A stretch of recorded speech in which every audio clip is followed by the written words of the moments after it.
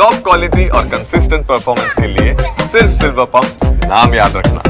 હવે આ રિપોર્ટને લઈને એ વાત પણ જોવી ખૂબ જ મહત્વપૂર્ણ છે કે આગામી સમયની અંદર જે વિસ્તૃત રિપોર્ટ આવશે તેને આ રિપોર્ટ કેટલું મદદ કરી શકે તેમ છે। અને આ રિપોર્ટને લઈને જોવા જઈએ તો ટેક ઓફ બાદ વિમાને 180 નોટ્સની એક ગતિ પ્રાપ્ત કરી હતી, મતલબ કે પૂર્ણ ક્ષમતા સાથે તેણે ઉડાન ભરી તે વાત તો સ્પષ્ટ થઈ ગઈ। પણ વિમાન દુર્ઘટનાની અંદર એન્જિન 1 અને એન્જિન 2 તેમાં જે ફ્યુઅલ કટ ઓફ છે સ્વિચ ઓફ થઈ ગઈ, તે રન ટુ કટ ઓફ થઈ, એટલે કે એન્જિન એક બાદ એક બંધ થઈ ગયા અને ત્યારબાદ આ આખી પરિસ્થિતિ છે તે નિયંત્રણ બહાર થઈ ગઈ।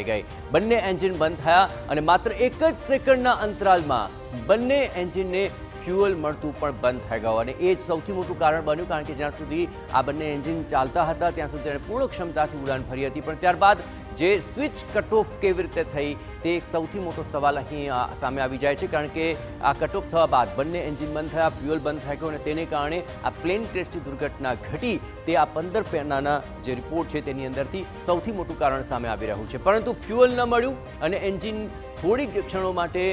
બંધ રહ્યા અને આ આખી વાતચીતમાં જે પાયલોટની વાતચીત છે તે અત્યંત મહત્વપૂર્ણ બની, કારણ કે ઉડાન ભર્યાની થોડી જ સેકન્ડોમાં આ રેમ એર ટર્બાઇન બહાર આવી ગયા અને આ ઘટના ત્યારે જ ઘટતી હોય છે કે જ્યારે આ પ્રકારે ઇમરજન્સી સિસ્ટમ શરૂ થતી હોય છે અને વિમાનની ઇમરજન્સી પાવર સપ્લાય સિસ્ટમ ત્યારબાદ સક્રિય થઈ ગઈ હતી, મતલબ કે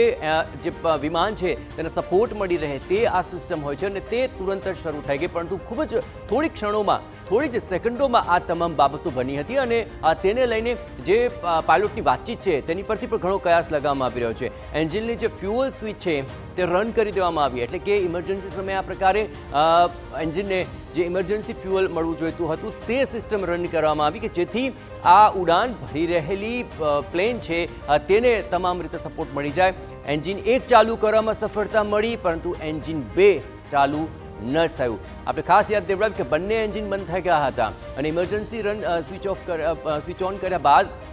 એન્જિન 1 ચાલુ કરવામાં સફળતા મળી હતી, પણ એન્જિન 2 તે ચાલુ ન થયું અને ટેક ઓફ થયાની માત્ર 32 સેકન્ડ, જ્યાં માત્ર 32 સેકન્ડની અંદર આ જે પ્લેન છે તે ક્રેશ થઈ ગયું। પરંતુ વિમાન દુર્ઘટનાના આ ચોંકાવનારા ખુલાસા માત્ર 15 પેજના રિપોર્ટની અંદર બરાબર 1 મહિના બાદ સામે આવ્યા છે અને ખાસ કરીને એ જ વખતે પાયલોટે ખૂબ સતર્કતા દાખવી હતી। મેડેનો તેણે કોલ પણ આપ્યો હતો। મેડે એટલે કે એ વખતે કોલ અપાતો હોય છે કે જ્યારે પરિસ્થિતિ નિયંત્રણ બહાર રહેતી હોય છે, ઇમરજન્સી વખતે આ પ્રકારે જે પાયલોટ છે તે મેડેનો એક કોલ આપતા હોય છે, પરંતુ 32 સેકન્ડની આ આખી દુર્ઘટનાની અંદર આ તમામ જે ગતિવિધિઓ થઈ છે તેની એક એક બાબતો આ રિપોર્ટને લઈને સામે આવશે, જે વિસ્તૃત રિપોર્ટ સામે આવશે, પરંતુ આ અત્યારે પ્રારંભિક રિપોર્ટ છે અને આ પ્રારંભિક રિપોર્ટની અંદર અત્યારે